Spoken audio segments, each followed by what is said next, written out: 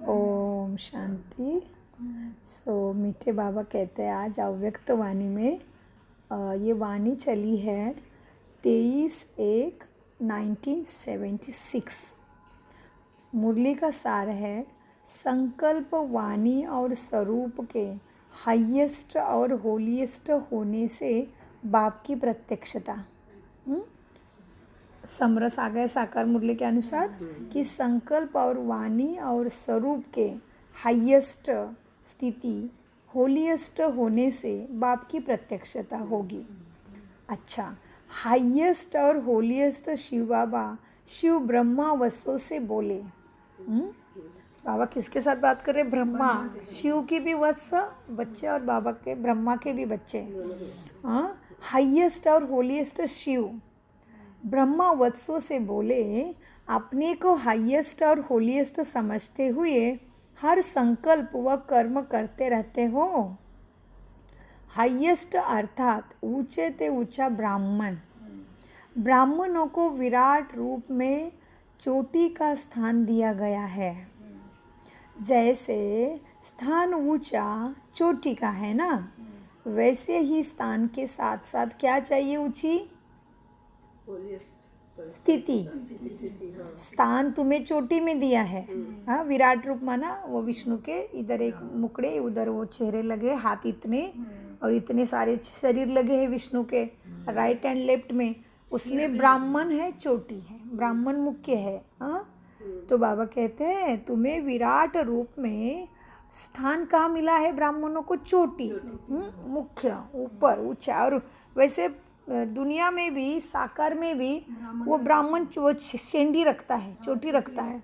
हाँ, तो वो भी ऊंचाई की निशानी है, एंटीना जैसे कि ऊपर से शक्ति लेना है और सबको देना है। तो पहले जो घरों में जो टीवी होता था ना, तो दूरदर्शन को खींचने के लिए एंटीने लगाते थे घर पे। तो वो एंटीना, तो वो क्या है, शेंडी भी जो बनाई है उसके ऊपर तो वो तो लौकिक ब्राह्मण तो कुछ उसके साथ कनेक्ट नहीं हो सके।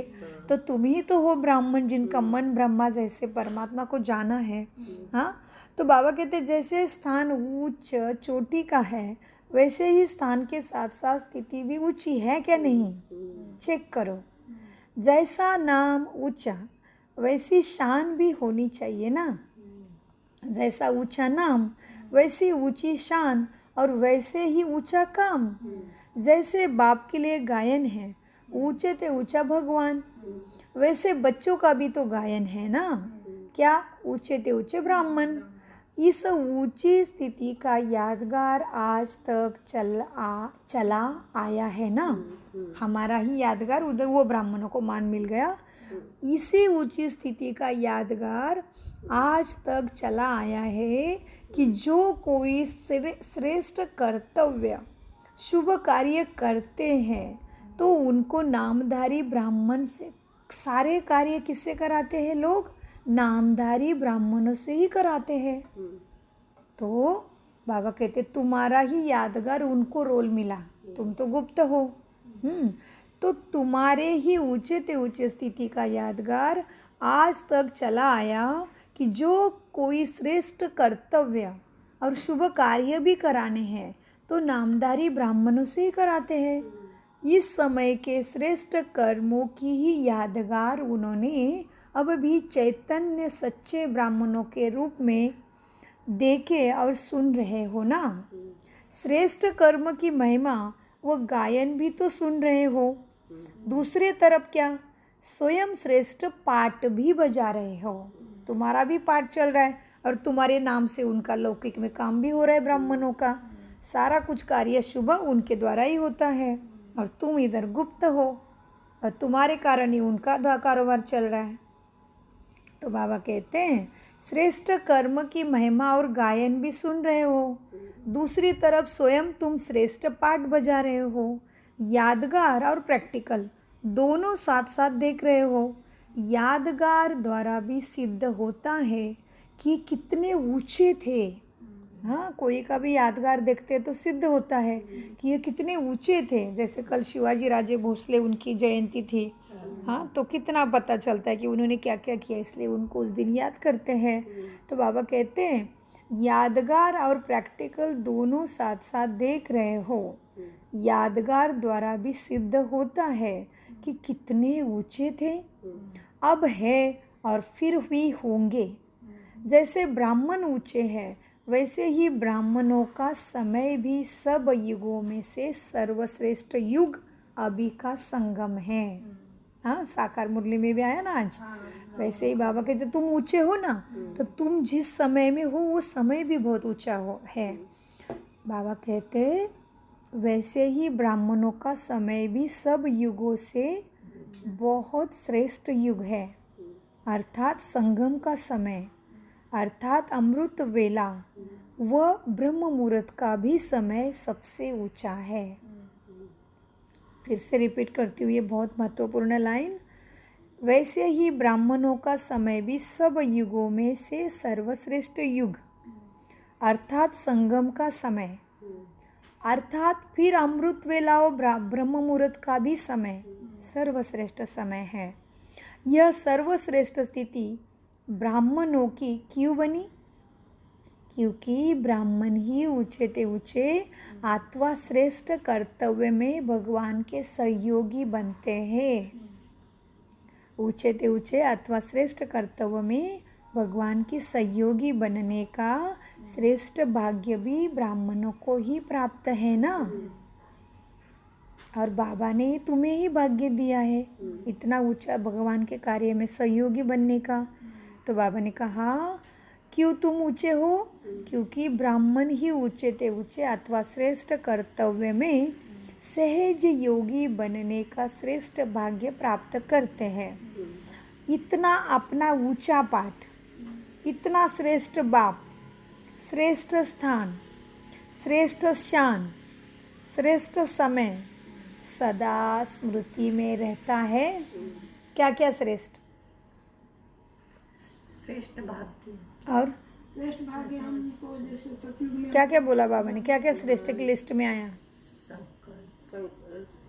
अभी बाबा ने क्या क्या श्रेष्ठ बोला? मतलब इस युग का संगम युग पर क्या ब्राह्मण का श्रेष्ठ बोला? भाग्य बोला और स्थान, स्थान, समय, समय, कर्तव्य और बाप के साथ पाठ। पाठ, वो सब संगम युग का ही तो बाबा ने कहा इतना अपना ऊंचा पाठ, श्रेष्ठ बाप, श्रेष्ठ स्थान और श्रेष्ठ शान स्मृति में रहती है।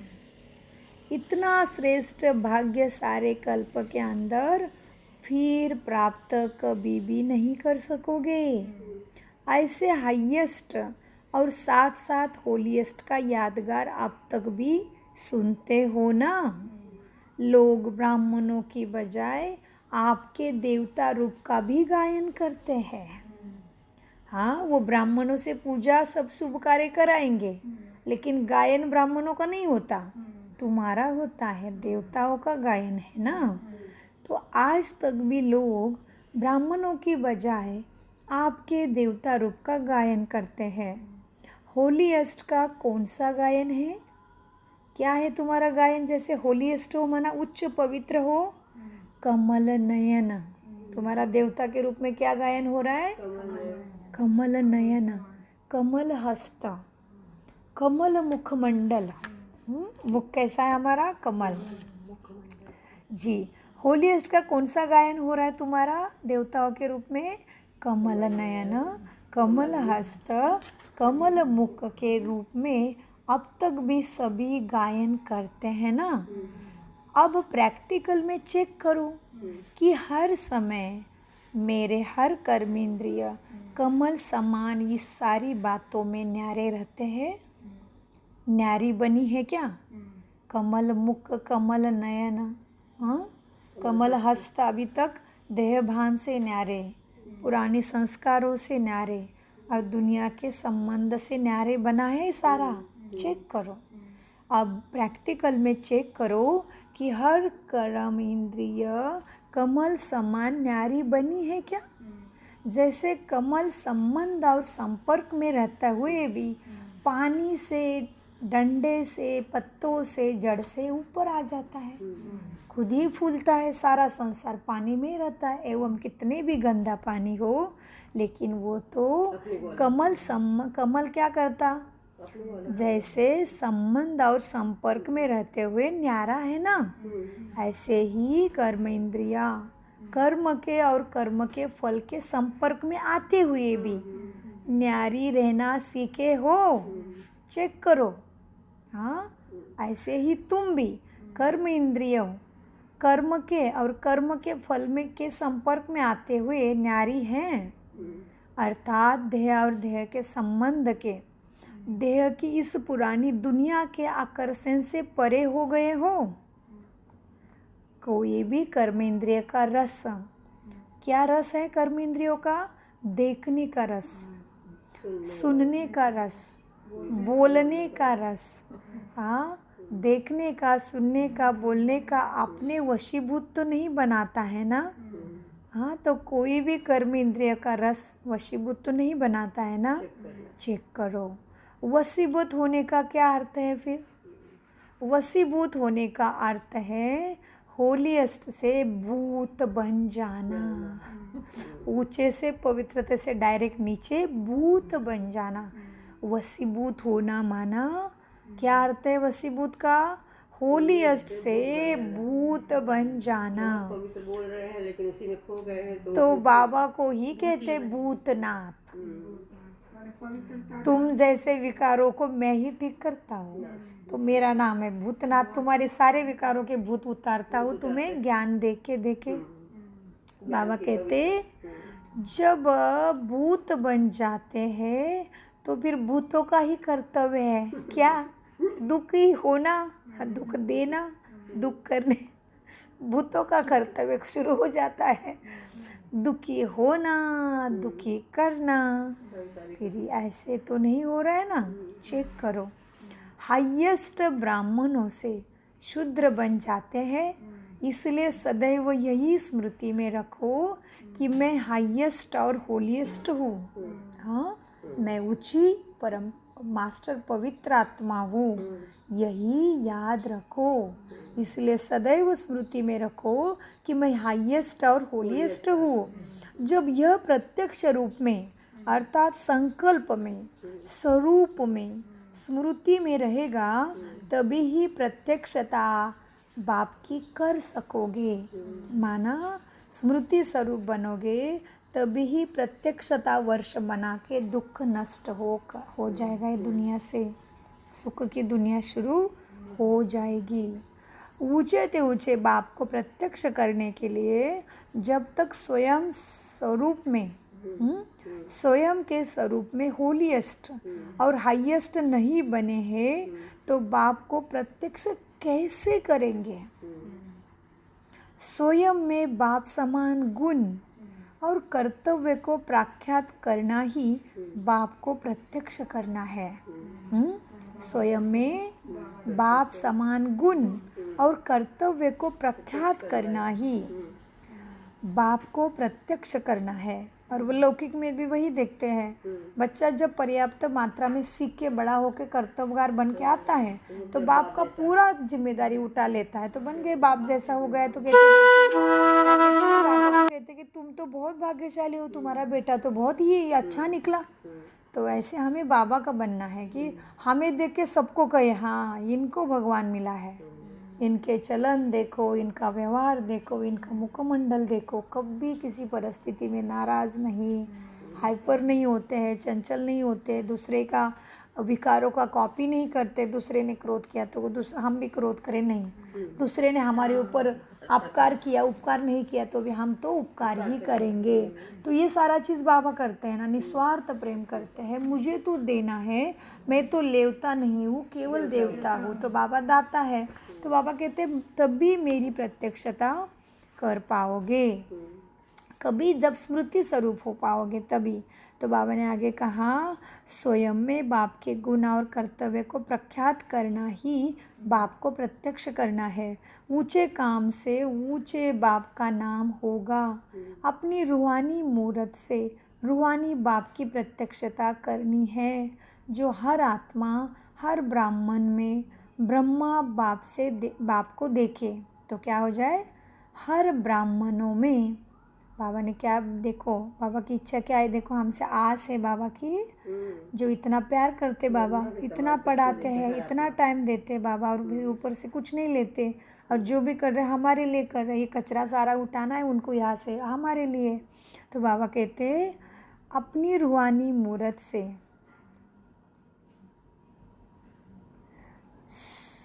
ऊंचे काम से ऊंचे बाप का नाम होगा। हाँ, क्या होगा, ऊंचे काम से ऊंचे बाप का नाम होगा। अपनी रूहानी मूरत से रूहानी बाप की प्रत्यक्षता करनी है, जो हर आत्मा, हर ब्राह्मण में ब्रह्मा बाप को देखे। हर आत्मा क्या करे, ब्रह्मा बाप। हाँ, हर आत्मा जी, हर आत्मा हर ब्राह्मण में ब्रह्मा बाप को देखे। रचना अपने रचता को दिखाएगी ना, रचना ही तो अपने बाप को प्रत्यक्ष करेगी। हर एक के मुख से एक ही बोल निकले कि ये स्वयं भगवान ने इन्हें इतना ताकतवर बनाया, इतना ताकतवान बनाया है। हर एक की तकदीर बाप दादा की तस्वीर को प्रसिद्ध करे। हर एक की तकदीर बाप दादा की तस्वीर को प्रसिद्ध करे। हर एक अपने को ऐसा दिव्य स्वच्छ दर्पण बनाओ कि हर दर्पण द्वारा अनेकों को बाप का साक्षात्कार होता रहे। साक्षात बाप समान की स्थिति, साक्षात बाप समान की स्थिति ही बाप का साक्षात्कार करा सकती है। प्रत्यक्षता का वर्ष मनाना अर्थात स्वयं को बाप के समान बनाना। यह स्थूल साधन तो निमित्त मात्र साधन है। सदा काल का साधन क्या है, सिद्धि स्वरूप का साधन है। माना जब सोचते हो, संकल्प करते हो, वो करके दिखाना है। अमृत वेले से प्रॉमिस शुरू होता है, हम आपके हैं, हम गुणवान हैं, हम ऐसे, हम वैसे। तो बाबा कहते क्या करना है, सदा काल का साधन सिद्धि स्वरूप का साधन है। सिद्धि स्वरूप ही स्वतः सिद्ध करेगा, सिद्धि स्वरूप ही स्वतः सिद्ध करेगा कि ऐसा ऊंचा बनाने वाला ऊंचा ते ऊंचे भगवान हमारा है। तो साधनों के साथ साथ सिद्धि स्वरूप को अपना स्वरूप सिद्धि स्वरूप बनाओ। तो साधनों के साथ साथ सिद्धि स्वरूप को अपनाओ। संकल्प, वाणी और स्वरूप तीनों ही होलीएस्ट और हाईएस्ट हो। क्या क्या क्या होना चाहिए, होलीएस्ट और हाईएस्ट? बोलना, सोचना, संकल्प, वाणी और स्वरूप तीनों ही होलीएस्ट और हाईएस्ट हो जी, तीनों ही हाईएस्ट हो। ऐसे स्टेज से ही बाप को प्रत्यक्ष कर सकोगे। बाप दादा बच्चों के उमंग, उत्साह, श्रेष्ठ संकल्प, मेहनत और लगन को देखकर बहुत हर्षित होते हैं। बाबा ने ब्लेसिंग दिया कि हमारी चल रही भागा दौड़ी। सो बाबा ने क्या कहा, बाप दादा बच्चों का उमंग, उत्साह, श्रेष्ठ संकल्प, मेहनत और लगन को देखकर हर्षित भी होते हैं। लेकिन आगे के लिए सहयोग देने के लिए प्लान बतला रहे। हाँ, प्लान बाबा को बताते रहो, फिर बाबा का सहयोग मिलने के लिए। सो भाई बाबा ने कहा लेकिन आगे के लिए सहयोग देने के लिए प्लान बतला रहे हैं कि ऐसे ऐसे स्थिति बनानी है। हाँ, सबका एक ही संकल्प है ना, एक संकल्प में महान शक्ति होती है। हाँ, जो रात को कमाल किया ना हमने, एक ही संकल्प में स्थित हो गए तो वायुमंडल कैसा शांत हो गया, तुरंत अपने को ही फील होता है, दूसरे को हो नहीं तो नहीं। अपने को फील हुआ कि मैं तो शब्दों में खो गई, तो वही तो आत्मा अभिमानी स्थिति है फिर। तो बाबा कहते हैं सबका एक ही संकल्प है, एक संकल्प में महान शक्ति है। एक स्थिति में स्थित हो, इस संकल्प को स्वरूप में लाओ। एक स्थिति में स्थित हो, इस संकल्प को भी अपने स्वरूप में लाओ। कल्प कल्प के विजय की तकदीर की तस्वीर का तो अभी भी गायन है ना। हाँ, और कायम भी है गायन तुम्हारा, अच्छा, ऐसे अपने तकदीर द्वारा बाप दादा की तस्वीर दिखाने वाले, सदा कमल के समान, अल्पकाल के आकर्षण से परे रहने वाले, बाप समान होलीएस्ट और हाईएस्ट सम्मान में स्थित रहने वाले, हर आत्मा में बाप के स्नेह को, हर आत्मा में बाप के स्नेह को, स्वरूप को और संबंध को प्रत्यक्ष करने वाले, सर्वश्रेष्ठ ऊंचे से ऊंचे ब्राह्मणों को ऊंचे से ऊंचे बाप दादा का याद प्यारा और नमस्ते। हम मीठे बच्चे, हाँ, तकदीर द्वारा बाप दादा की तस्वीर दिखाने वाले, सदा कमल समान अल्पकाल के आकर्षण से न्यारे रहने वाले, बाप समान होलीएस्ट और हाईएस्ट सम्मान में स्थित रहने वाले, हर आत्मा में बाप के स्नेह को, स्वरूप को और संबंध को प्रत्यक्ष करने वाले, सर्वश्रेष्ठ ऊंचे से ऊंचे ब्राह्मणों का मीठे प्यारे बाप दादा को याद प्यार, गुड मॉर्निंग। नमस्ते नमस्ते नमस्ते सरस्वती सबसे धारण करते और कराते। मुरली से विशेष ज्ञान बिंदु अपने ऊंचे पाठ को, श्रेष्ठ बाप को, श्रेष्ठ समय को, श्रेष्ठ गायन, श्रेष्ठ कर्तव्य, श्रेष्ठ स्टेज, श्रेष्ठ स्थान और श्रेष्ठ शान की स्मृति में रहना ही है। आपने से अभ्यास ही करना है कि मुझे ये करके ही दिखाना है। खाने का कैसे होता है मनुष्य को, मुझे तो आज ये खाना ही है, मुझे किचन में कितना भी टाइम लगू मैं बना के रहूँगी। फिर कभी कभी सामान भी नहीं है, फिर भी ला के रखते हैं इधर उधर से। खाने की इच्छा हुई तो कुछ भी करते हैं। वैसे ही बाबा कहते हैं ऐसे तुम्हें बनना ही है अभी। किसी खास को खिलाना होता है तो भी तो ये अच्छी अच्छी चीज बनाओ। तो जितनी भी मेहनत करेंगे नींद भी नहीं आएगी रात भर, इतना उत्साह उमंग। तो ये आपने स्थिति करके रखते हैं जैसे बाबा का ही सब होता है, कुछ। गुरुवार को सब चीज बनाते हो कि नहीं, फिर 3 बजे से चालू हो जाते हैं वैसे। ओके, मीठे प्यारे बाप दादा का अनगिनत पदम गुना शुक्रिया शुक्रिया शुक्रिया।